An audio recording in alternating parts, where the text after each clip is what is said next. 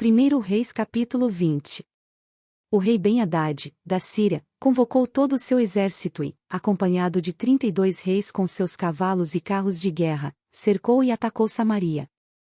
Ele enviou mensageiros à cidade, a Acabe, o rei de Israel, que lhe disseram: Isto é o que diz Ben-Hadad. A sua prata e o seu ouro são meus, e o melhor de suas mulheres e filhos também. O rei respondeu: Que seja conforme tu dizes, ó rei, meu senhor. Eu e tudo o que tenho somos teus. Os mensageiros voltaram e disseram: Assim diz Ben-Hadad: Mandei tomar sua prata e seu ouro, suas mulheres e seus filhos. Mas amanhã, a esta hora, enviarei meus oficiais para vasculharem o seu palácio e as casas dos seus oficiais. Eles me trarão tudo o que você considera de valor. O rei de Israel convocou todas as autoridades de Israel e lhes disse: Vejam como esse homem está querendo a nossa desgraça. Quando mandou tomar as minhas mulheres e os meus filhos, a minha prata e o meu ouro, eu não lhe neguei. As autoridades e todo o povo responderam: Não lhe des atenção nem concordes com as suas exigências. E ele respondeu aos mensageiros de Ben-Hadad: Digam ao rei, meu senhor, teu servo fará tudo o que exigiste na primeira vez, mas não posso atender a esta exigência. E eles levaram a resposta a Ben-Hadad. Então Ben-Hadad mandou esta outra mensagem a Acabe: Que os deuses me castiguem com todo rigor, caso fique em Samaria pó suficiente para dar um punhado a cada um dos meus homens. O rei de Israel respondeu: Digam-lhe, quem está vestindo a sua armadura não deve se gabar como aquele que a está tirando. Ben-Hadad recebeu essa mensagem quando ele e os reis estavam bebendo em suas tendas, e ordenou aos seus homens: Preparem-se para atacar a cidade. E eles lhe obedeceram. Nessa ocasião, um profeta foi até Acabe, rei de Israel, e anunciou: Assim diz o Senhor, vê este exército enorme? Hoje eu o entregarei nas suas mãos, e então você saberá que eu sou o Senhor. Mas quem fará isso? Perguntou Acabe. O profeta respondeu: Assim diz o Senhor, os jovens soldados dos líderes das províncias o farão. E quem começará a batalha? Perguntou. O profeta respondeu: Você. Então Acabe convocou os jovens soldados dos líderes das províncias, 232 homens. Em seguida reuniu o restante dos israelitas, 7.000 ao todo. Eles partiram ao meio-dia, enquanto Ben-Hadad e os 32 reis aliados a ele estavam se embriagando nas suas tendas. Os jovens soldados dos líderes das províncias saíram primeiro. Nisso, uma patrulha de Ben-Hadad informou: Saíram alguns homens de Samaria. Ele disse: Quer tenham saído para a paz, quer para a guerra, tragam-nos vivos. Os jovens soldados dos líderes das províncias marcharam para fora da cidade, com o exército na retaguarda, e cada um matou seu adversário. Diante disso, os arameus fugiram, perseguidos pelos israelitas. Mas Ben-Hadad, rei da Síria, escapou a cavalo com alguns de seus cavaleiros. O rei de Israel avançou e destruiu os cavalos e carros de guerra e infligiu pesadas baixas aos arameus. Depois disso, o profeta foi ao rei de Israel e disse: Fortaleça a sua posição e veja o que deve ser feito, pois na próxima primavera o rei da Síria o atacará de novo. Enquanto isso, os conselheiros do rei da Síria lhe diziam: Os deuses deles são deuses das montanhas. É por isso que eles foram fortes demais para nós. Mas, se os combatermos nas planícies, com certeza seremos mais fortes do que eles. Deves tirá-los todos os reis dos seus comandos e substituí-los por outros oficiais. Também deves organizar um exército como o que perdeste, cavalo por cavalo e carro por carro, para que possamos combater Israel nas planícies. Então é certo que os venceremos. Ele concordou com eles e fez como foi aconselhado. Na primavera seguinte Ben-Hadad convocou os arameus e marchou até Afeque para lutar contra Israel. Os israelitas foram convocados e, tendo recebido provisões, saíram para enfrentar os arameus. Os israelitas acamparam no lado oposto como 2 pequenos rebanhos de cabras, enquanto que os arameus cobriam todo o campo. O homem de Deus foi ao rei de Israel e lhe disse: Assim diz o Senhor, como os arameus pensam que o Senhor é um Deus das montanhas e não um Deus dos vales, eu entregarei esse exército enorme nas suas mãos, e vocês saberão que eu sou o Senhor. Durante 7 dias estiveram acampados em frente um do outro, e no 7º dia entraram em combate. Num só dia os israelitas mataram 100.000 soldados de infantaria arameus. O restante deles escapou para a cidade de Afeque, onde o muro caiu sobre 27.000 deles. Ben-Hadad também fugiu para a cidade e se escondeu, ora num aposento, ora noutro. Seus oficiais lhe disseram: soubemos que os reis do povo de Israel são misericordiosos. Nós vamos até o rei de Israel vestidos com panos de saco e com cordas no pescoço. Talvez ele poupe a tua vida. Vestindo panos de saco e tendo cordas envolvendo o pescoço, foram ao rei de Israel e disseram: teu servo Ben-Hadad diz: rogo-te que me deixes viver. O rei respondeu: ele ainda está vivo? Ele é meu irmão. Os homens interpretaram isso como um bom sinal e de imediato aproveitaram o que ele tinha dito. Isso mesmo, teu irmão Ben-Hadad, disseram.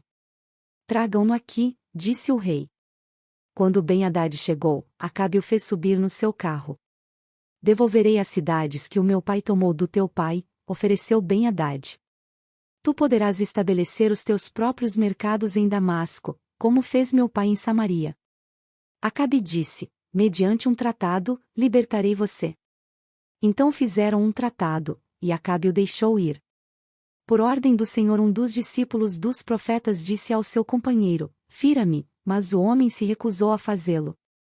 Então o profeta disse: como você não obedeceu ao Senhor, assim que você sair daqui um leão o ferirá. E, logo que o homem partiu, um leão o atacou e o feriu. O profeta encontrou outro homem e lhe disse: fira-me, por favor. Este o atingiu e o feriu. Então o profeta saiu e ficou ao lado da estrada, à espera do rei. Ele se disfarçou, cobrindo os olhos com sua testeira. Quando o rei ia passando, o profeta gritou para ele: teu servo entrou no auge do combate, e alguém veio a mim com um prisioneiro e me disse: vigie este homem. Se ele escapar, será a sua vida pela dele, ou você deverá pagar 35 quilos de prata. Enquanto teu servo estava ocupado com outras coisas, o homem desapareceu. Essa é a sua sentença, disse o rei de Israel, você mesmo a pronunciou. Então o profeta rapidamente removeu a testeira dos olhos, e o rei o reconheceu como um dos profetas. Ele disse ao rei: assim diz o Senhor, você libertou um homem que eu havia decidido que devia morrer. Por isso, é a sua vida pela vida dele, o seu povo pelo povo dele. Aborrecido e irritado, o rei de Israel voltou para o seu palácio em Samaria. 1 Reis capítulo 21. Algum tempo depois houve um incidente envolvendo uma vinha que pertencia a Nabote, de Jezreel.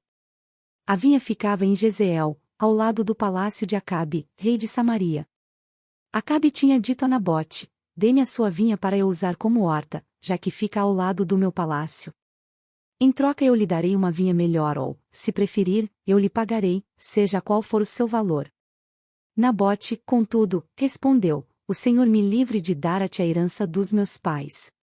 Então Acabe foi para casa, aborrecido e indignado porque Nabote, de Jezreel, lhe dissera: não te darei a herança dos meus pais. Deitou-se na cama, virou o rosto para a parede e recusou-se a comer. Sua mulher Jezabel entrou e lhe perguntou: por que você está tão aborrecido? Por que não come? Ele respondeu-lhe: porque eu disse a Nabote, de Jezreel: venda-me a sua vinha, vou, se preferir, eu lhe darei outra vinha em lugar dessa. Mas ele disse: não te darei minha vinha. Disse-lhe Jezabel, sua mulher: é assim que você age como rei de Israel? Levante-se e coma. Anime-se. Conseguirei para você a vinha de Nabote, de Jezreel. Então ela escreveu cartas em nome de Acabe, pôs nelas o selo do rei, e as enviou às autoridades e aos nobres da cidade de Nabote. Naquelas cartas ela escreveu: decretem um dia de jejum e ponham Nabote sentado num lugar de destaque entre o povo. E mandem 2 homens vadios sentar-se em frente dele e façam com que testemunhem que ele amaldiçoou tanto a Deus quanto ao rei. Levem-no para fora e apedrejem-no até a morte. As autoridades e os nobres da cidade de Nabote fizeram conforme Jezabel os orientara nas cartas que lhes tinha escrito. Decretaram jejum e fizeram Nabote sentar-se num local destacado no meio do povo.